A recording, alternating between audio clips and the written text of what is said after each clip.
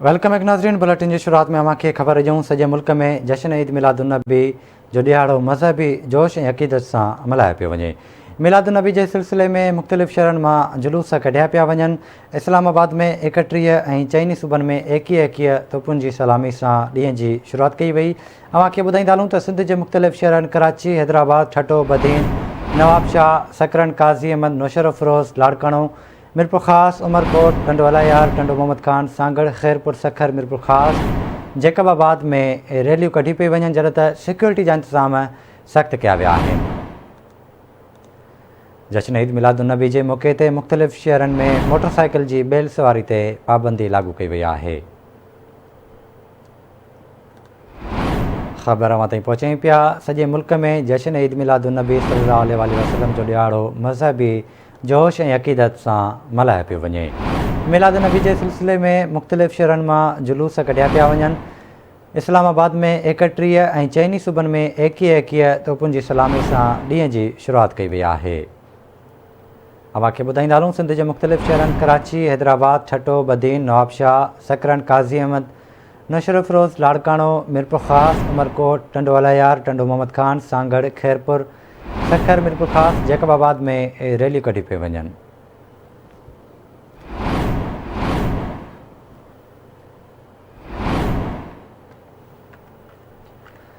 आगाह कयूं पिया सॼे मुल्क में जश्न ईद मिलादुन्नबी सल्लल्लाहु अलैहि वसल्लम जो ॾियारो मज़हबी जोश ऐं अक़ीदत सां मल्हायो पियो वञे। इन हवाले सां असां राब्तो कयो आहे कराची में नजीब नाइट सां। नजीब, आगाह कजो, कराची में जश्न ईद मिलादुन्नबी जे सिलसिले में रैलियूं कढी वियूं आहिनि जॾहिं त सिक्योरिटी जा इंतज़ाम बि सख़्तु कया विया आहिनि, छा तफ़सील आहिनि? जी नजीब, आगाह कजो, छा तफ़सील आहिनि? असां कोशिशि कंदासीं नजीब सां राब्तो थी सघे अवां ताईं ख़बर पहुचायूं पिया। सॼे मुल्क में जश्न ईद मिलादुन्नबी जो ॾियारो मज़हबी जोश ऐं अक़ीदत सां मल्हायो पियो वञे।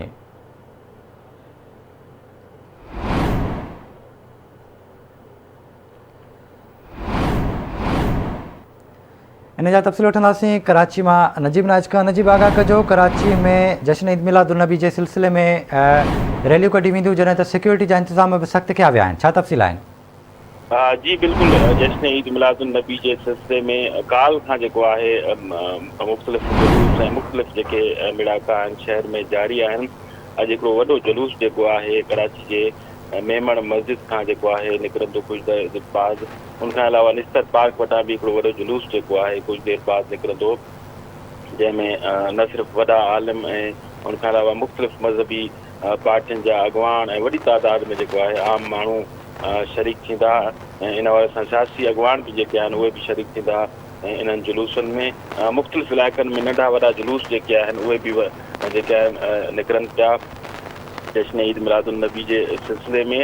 ऐं सिक्योरिटी जे हवाले सां तमामु घणा सख़्तु इंतज़ाम कया विया आहिनि पुलिस पारां, उनखां अलावा रेंजर्स पारां सॼे शहर में, छाकाणि त मुख़्तलिफ़ जुलूस आहिनि, किथे नंढा त किथे वॾा जुलूस जेको आहे नंढनि नंढनि इलाइक़नि में बि माण्हू रेलियुनि जी शिकिल में जश्न ईद मिलादुन्नबी जो ॾियारो जेको आहे मल्हाइनि पिया, जंहिं करे सिक्योरिटी समूरे शहर में तमामु घणी सख़्तु कई वई आहे। जी ठीकु आहे नजीब, वॾी महिरबानी अवां जी तफ़सील खां आगाह करण लाइ।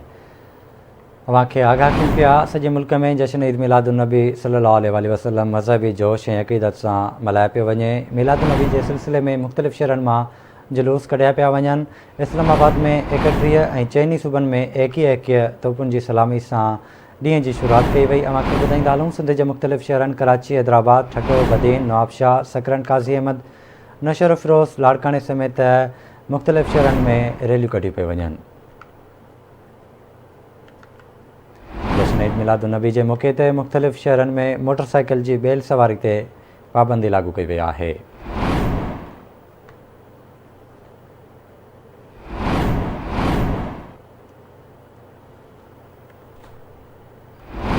अवां ताईं ख़बर पहुचायूं पिया सॼे मुल्क में जश्न ईद मिलादुन्नबी सल्लल्लाहु अलैहि वसल्लम जो ॾियारो मज़हबी जोश ऐं अक़ीदत सां मल्हायो पियो वञे। मिलादुन्नबी जे सिलसिले में मुख़्तलिफ़ शहरनि मां जुलूस कढिया पिया वञनि। इस्लामाबाद में 31 ऐं चइनी सूबनि में 21 तोपुनि जी सलामी सां ॾींहं जी शुरूआति कई वई। अवां खे ॿुधाईंदा हलूं सिंध जे मुख़्तलिफ़ शहरनि कराची, हैदराबाद, ठठो, बदीन, नवाबशाह, सकरन, काज़ी अहमद, नौशर अफरोज़, लाड़काणे, मीरपुर ख़ास, उमरकोट समेत ॿियनि शहरनि में रैलियूं कढी वियूं आहिनि।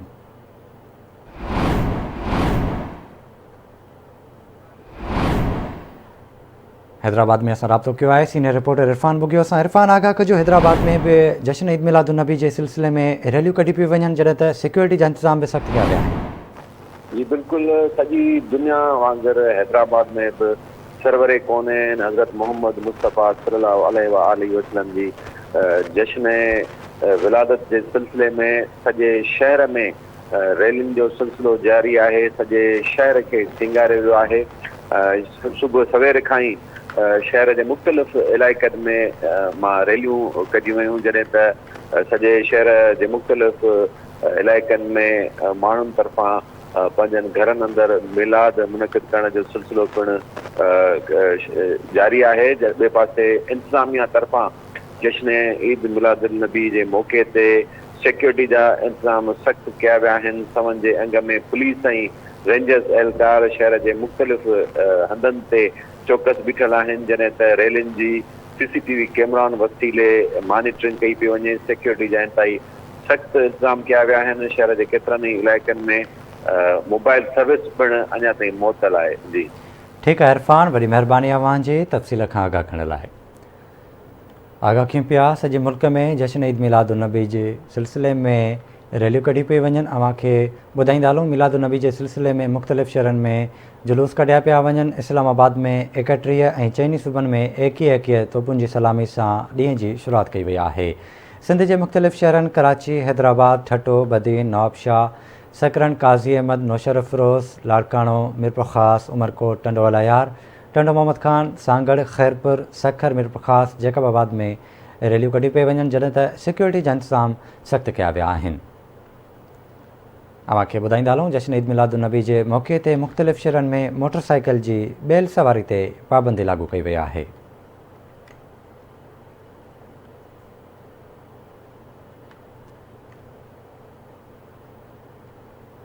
सॼे मुल्क में जश्न ईद मिलादुन्नबी सल्लल्लाहु अलैहि वसल्लम मज़हबी जोश ऐं अक़ीदत सां मल्हायो पियो वञे। मिलादुन्नबी जे सिलसिले में मुख़्तलिफ़ शहरनि मां जुलूस कढिया पिया वञनि। अव्हां खे ॿुधाईंदा हलूं, इस्लामाबाद में 31 ऐं चइनी सूबनि में 21 तोपुनि जी सलामी सां ॾींहं जी शुरूआति कई वई आहे।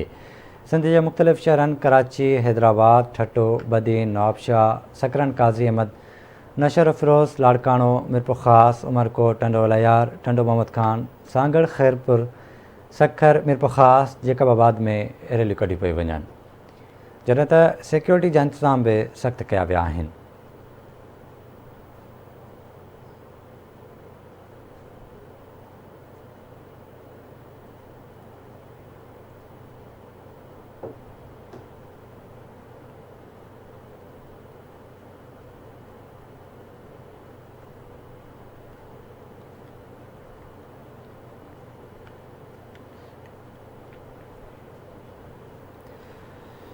सांगड़ में बि जश्न ईद मिलादुन्नबी जे सिलसिले में रैलियूं कढी वयूं आहिनि। लाइन ते मौजूदु आहे एडी कुंवर। एडी, आगाह कजो, छा तफ़सील आहिनि? रैलियूं कढी वयूं आहिनि, सिक्योरिटी जा इंतज़ाम सख़्तु कया विया आहिनि। जी बिल्कुलु, सॼे मुल्क जीअं अॼु 12 रबिउल अव्वल आकाए नामदार हज़रत मुस्तफ़ा सल्लल्लाहु अलैहि वसल्लम जी आमद जे सिलसिले में सांगड़ ज़िले जे नंढनि वॾनि शहरनि में रैलियूं निकिरण जो सिलसिलो शुरू थी वियो आहे। किथे रैलियूं इख़्तिताम पज़ीर ते पिणु पहुची चुकियूं आहिनि। सभ खां वॾी रैली सांगड़ जी जामा मस्जिद मां निकिती, जंहिंमें सांगड़ जे भरपासे वारनि नंढनि वॾनि ॻोठनि जे हज़ारे मुस्लमान शिरकत कई। जामा मस्जिद खां रैली जेका निकिती उहा शहर जे मुख़्तलिफ़ चौकनि चौराहनि, एम ए जना रोड, थाणो road, SP office, DC office खां थींदी जामा मस्जिद ते इख़्तिताम पज़ीर थींदी। उहा रैली पंहिंजे रवायती रस्तनि ते रवां दवा आहे। उन खां अलावा तव्हांखे ॿुधाईंदो हलां त मुख़्तलिफ़ हंधनि ते लंगर न्याज़ सबिलनि जा इहतमाम पिणु कया विया आहिनि। ॿारनि में वॾनि में जोश ऐं ख़ुरोश आहे। ईद जो समा ॾिसण में अची रहियो आहे। जॾहिं त सिक्योरिटी जे इंतज़ामनि जे हवाले सां तव्हांखे ॿुधाईंदो हलां त सांगड़ ज़िले में पुलिस ऐं रेंजर्स पारां रैलियूं जेके निकिरण जो सिलसिलो आहे उनजी सिक्योरिटी जा इंतज़ाम इंतिहाई सख़्तु कया विया आहिनि। ऐं सख़्तु जेके रैलियुनि जा रूट ऐं रस्ता आहिनि उन्हनि खे जेको आहे मुकमल तरह बंदि कयो वियो आहे। जेको आहे सांगड़ ज़िले जे नंढनि वॾनि शहरनि में रैलियूं निकिरण जो सिलसिलो किथे इख़्तिताम पज़ीर आहे त किथे पंहिंजे रवायती रस्तनि तां रैलियूं रवां दवा आहिनि। ठीकु आहे एडी कुमार, वॾी महिरबानी अव्हां जी तफ़सील खां आगाह करण लाइ। नाज़रीन, आगाह कयूं पिया सॼे मुल्क में जश्न ईद मिलादुन्नबी सल्लल्लाहु अलैहि वसल्लम मज़हबी जोश ऐं अक़ीदत सां मल्हायो पियो वञे। मिलादुन्नबी जे सिलसिले में मुख़्तलिफ़ शहरनि मां जुलूस कढिया पिया वञनि। अव्हांखे ॿुधाईंदा हलूं, इस्लामाबाद में 31 ऐं चइनि सूबनि में 21 तोपुनि जी सलामी सां ॾींहं जी शुरूआति कई वई आहे। सिंध जे मुख़्तलिफ़ शहरनि कराची, हैदराबाद, ठटो, बदीन, सखर, नवाबशाह, सकरन, काज़ी अहमद, नौशहर अफरोज़, लाड़काणो, मीरपुर ख़ास, उमरकोट, टंडो अलायार, टंडो मोहम्मद ख़ान, सांगड़, मीरपुर ख़ास समेत ॿियनि शहरनि में रैलियूं कढी वयूं आहिनि। मिलादुन्नबी जे मौक़े ते मुख़्तलिफ़ शहरनि में मोटरसाइकिल जी बैल सवारी ते पाबंदी लागू कई वई आहे।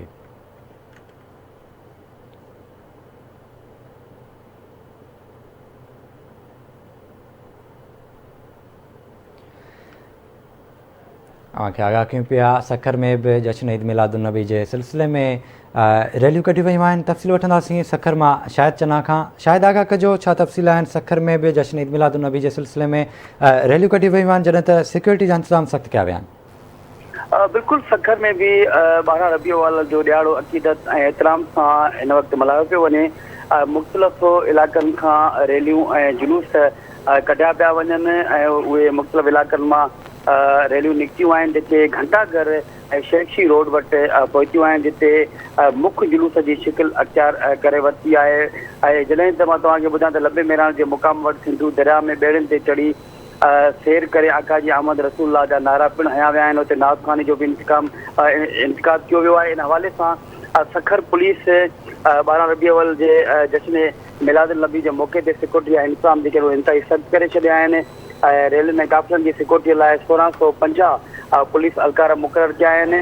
मां तव्हांखे ॿुधायां त इन मौक़े ते ज़िले में 22 जुलूस समेत 5 महफ़िल नात मुनक़द थियूं आहिनि, जॾहिं त रेलनि ऐं जुलूसनि जे रोडनि रस्तनि ते कंडेदार तारूं हणी करे उन रस्तनि ते बंदि कयो वियो आहे ऐं उन्हनि दाख़िली ऐं खाधी रस्तनि ते चेकिंग पॉइंट जोड़े ईंदड़ माण्हुनि जी तलाशी वठी करे पोइ उन्हनि खे उन तरफ़ जेको आहे उहो मोकिलियो पियो वञे। हिन वक़्तु घंटाघर चौक ते ऐं हज़ारनि जी तादाद में जेके आहिनि उहे माण्हू हुते जमा थियल आहिनि, जेके आशिक़ाए रसूल पारां हुते मिठाई जो ऐं नाज़ ख़्वाह जो सिलसिलो हिन वक़्तु जारी आहे। जलसे दौरान मुल्क जी सलामती, इस्तेहकाम ऐं तरक़ी ऐं ख़ुशहाली लाइ पिणु दुआऊं घुरियूं पयूं वञनि। ठीकु आहे शाहिद, वरी महिरबानी अव्हांजी तफ़सील खां आगाह करण लाइ। अव्हांखे अपडेट कयूं पिया, सॼे मुल्क जीअं सिंध में बि जश्न ईद मिलादुन्नबी जो ॾियारो अक़ीदत ऐं एतिराम सां मल्हायो पियो वञे।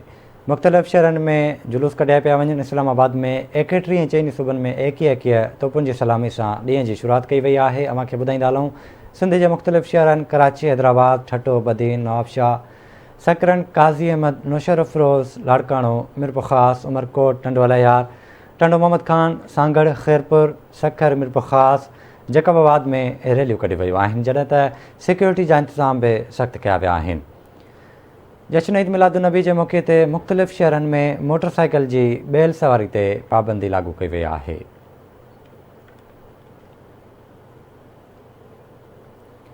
अव्हां ताईं ख़बर पहुचायूं पिया, सॼे मुल्क में जश्न ईद मिलादुन्नबी जो ॾियारो मज़हबी जोश ऐं अक़ीदत सां मल्हायो पियो वञे।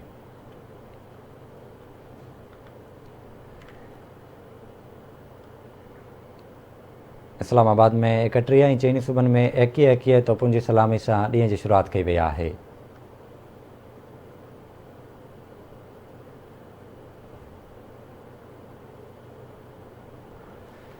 सिंध जे मुख़्तलिफ़ शहरनि कराची, हैदराबाद, ठटो, बदीन, नवाबशाह, सकरन, काज़ी अहमद, नौशहर अफरोज़, लाड़काणो, मीरपुर ख़ास, उमरकोट, टंडो अलायार, टंडो मोहम्मद ख़ान, सांगड़, खैरपुर, सखर, मीरपुर ख़ास, जैकबाबाद में रैलियूं कढी पई वञनि।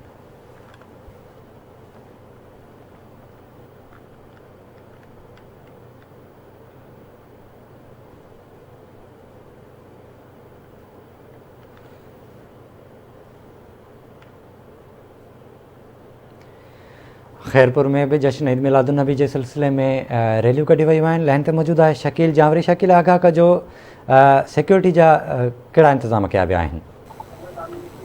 जी बिल्कुल, पूरे मुल्क जीअं खैरपुर में भी जश्न ईद मिलादुन्नबी ऐं जश्न सुबह बहारा जे सिलसिले में रैलियुनि जो सिलसिलो जारी आहे। सुबुह सां ई रैलियूं पंहिंजी मंज़िलुनि तरफ़ जारी आहिनि। खैरपुर में सिक्योरिटी जा इंतहाई सख़्तु कदम खया विया आहिनि। सवें पुलिस एहलकार ऐं रेंजर्स जा एहलकार मुक़ररु कया विया आहिनि, जॾहिं त रेलिन वारनि रूटनि ते जेको आहे खारदार तारूं लॻाए रोड रस्ता बंदि कया विया आहिनि ऐं मुख़्तलिफ़ जेके वॾी जॻहियूं आहिनि उते रेंजर्स जा जेके जवान आहिनि उन्हनि खे पिणु तैनात कयो वियो आहे ऐं पूरे शहर खे जेको आहे झंडियुनि सां सजायो वियो आहे। जी ठीकु आहे शकील, वॾी महिरबानी अव्हां जी अपडेट करण लाइ। अव्हांखे ॿुधायूं पिया सॼे मुल्क में जश्न ईद मिलादुन्नबी जो ॾियारो मज़हबी जोश ऐं अक़ीदत सां मल्हायो पियो वञे। मिलादुन्नबी जे सिलसिले में मुख़्तलिफ़ शहरनि में जुलूस कढिया पिया वञनि। अव्हांखे ॿुधाईंदा हलूं इस्लामाबाद में 31 ऐं चइनी सूबनि में 21 तोपुनि जी सलामी सां ॾींहं जी शुरूआति कई वई आहे। सिंध जे मुख़्तलिफ़ शहरनि कराची, हैदराबाद, ठट्टो, बदीन, नवाबशाह, सकरन, काज़ी अहमद, नशर फिरोज़, लाड़काणो, मिरपुर ख़ास, उमरकोट, टंडो अलायार, टंडो मोहम्मद खान, सांगड़, खैरपुर, सखर, मिरपुर ख़ास, जैकबाबाद में रैलियूं कढी वियूं आहिनि, जॾहिं त सिक्योरिटी जा इंतज़ाम बि सख़्तु कया विया आहिनि।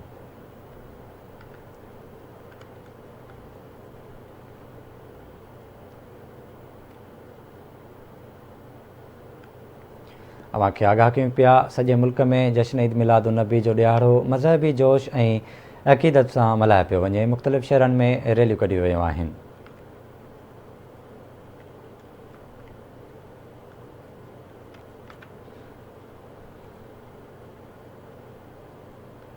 जश्न ईद मिलादुन्नबी जे मौक़े ते मुख़्तलिफ़ शहरनि में मोटरसाइकिल जी बैल सवारी ते पाबंदी लागू कई वई आहे।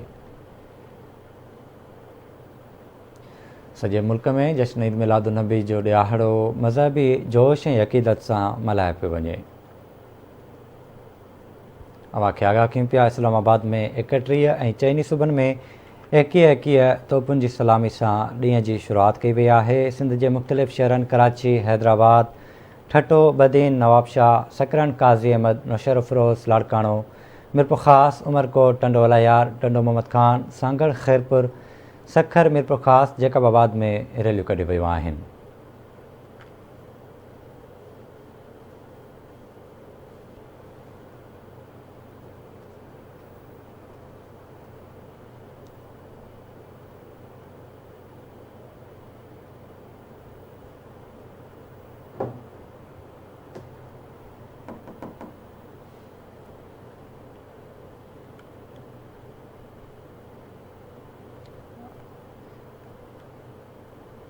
अव्हांखे आगाह कयूं पिया सॼे मुल्क में जश्न ईद मिलादुन्नबी जे सिलसिले में रैलियूं कढी पई वञनि। इस्लामाबाद में 31 ऐं चइनी सूबनि में 21 तोपुनि जी सलामी सां ॾींहं जी शुरूआति कई वई आहे। सिंध जे मुख़्तलिफ़ शहरनि कराची, हैदराबाद, ठट्टो, बदीन, नवाबशाह, सकरन, काज़ी अहमद, नौशर फिरोज़, लाड़काणो, मिरपुर ख़ास, उमरकोट, टंडो अलायार, टंडो मोहम्मद खान, सांगड़, खैरपुर, सखर, मिरपुर ख़ास, जैकबाबाद में रैलियूं कढी वियूं आहिनि।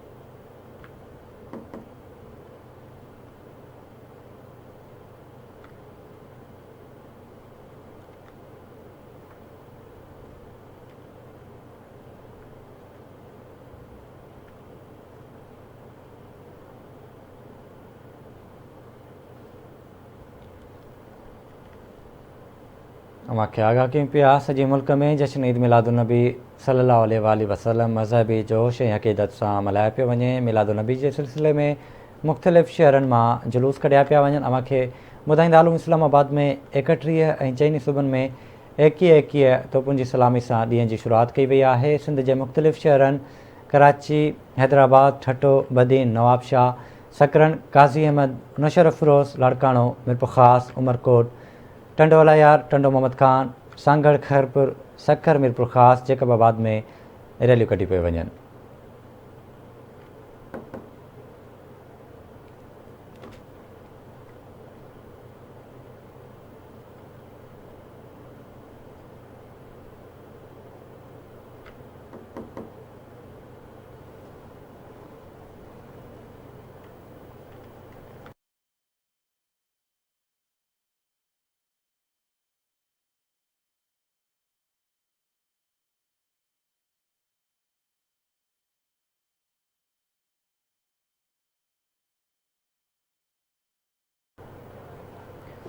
अव्हांखे आगाह कयूं पिया सॼे मुल्क में जश्न ईद मिलादुन्नबी जो ॾियारो मज़हबी जोश ऐं अक़ीदत सां मल्हायो पियो वञे। मुख़्तलिफ़ शहरनि में रैलियूं कढी वियूं आहिनि।